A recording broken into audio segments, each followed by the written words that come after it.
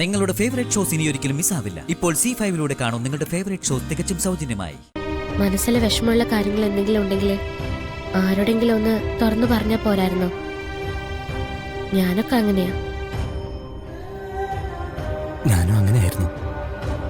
സന്തോഷമായാലും സങ്കടമായാലും ചെറുതായാലും വലുതായാലും എല്ലാം എല്ലാവരോടും പങ്കുവയ്ക്കുമായിരുന്നു. പക്ഷേ ഞാൻ ഈ ഇരിപ്പിരുന്നിട്ട് എന്താ പ്രയോജനം? എന്നെങ്കിലും ഒരിക്കലും ഇതുപോലെ ഇരുന്നങ്ങ് നിശ്ചലമാവും. അപ്പോഴെടുത്ത് ആചാരപ്രകാരം അങ്ങ് കത്തിക്കും. അതിപ്പോ ഇപ്പൊ ആയാലെന്ത്, കുറച്ചുനാൾ കഴിഞ്ഞായാലെന്ത്? ഈ ഒന്നിനും കൊള്ളാത്തവന്റെ ലൈഫുണ്ടല്ലോ,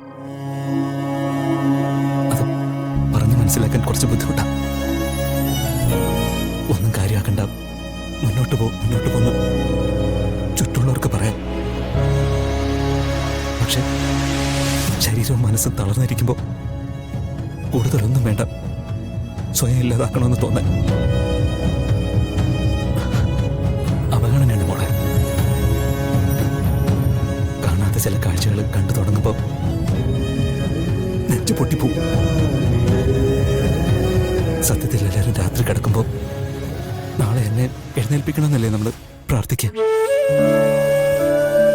ഏട്ടൻ തിരിച്ച എഴുന്നേൽപ്പിക്കല്ലേ ദൈവമേ എന്ന് പറയും.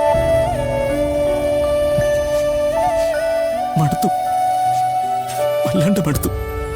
പ്ലീസ് ഏട്ടാ, അങ്ങനൊന്നും പറയല്ല. പറയാതെ നോക്കും, പക്ഷെ പറ്റണ്ട. ഇതൊന്നും ആരോടും പറയണ്ട കേട്ടോ. ഞാനിന്ന് ഈ കുടുംബത്തിന്റെ കണ്ണീരിന്റെ കാരണം. കൂടുതലൊന്നും കരയിക്കുന്നില്ല ആരെ.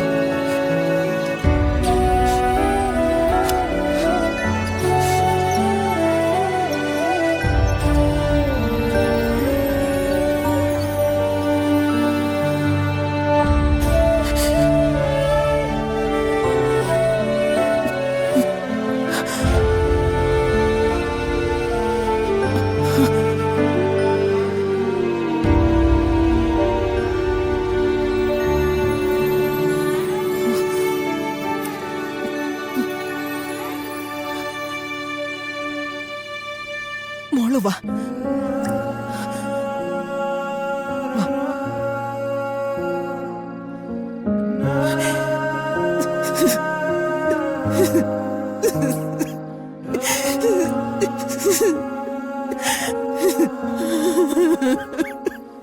മുത്തശ്ശി, പണവും പ്രതാപവും ഒക്കെ ചില സ്ഥലങ്ങളിൽ തോറ്റുപോകും മോളെ.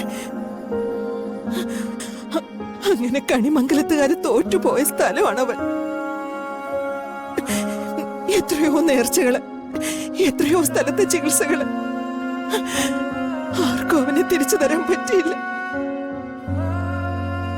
ഞങ്ങളാരും കരയാതിരിക്കാൻ വേണ്ടി ആ വീൽചെയറിലിരുന്ന് അവൻ ചിരിക്കുന്നൊരു ചിരിയുണ്ട്. എനിക്കറിയാം, അതുള്ള കരയുമ്പോ പുറത്ത് കാണിക്കാതിരിക്കാൻ കരുതി കൂട്ടി ചെയ്യുന്നതാണെന്ന്.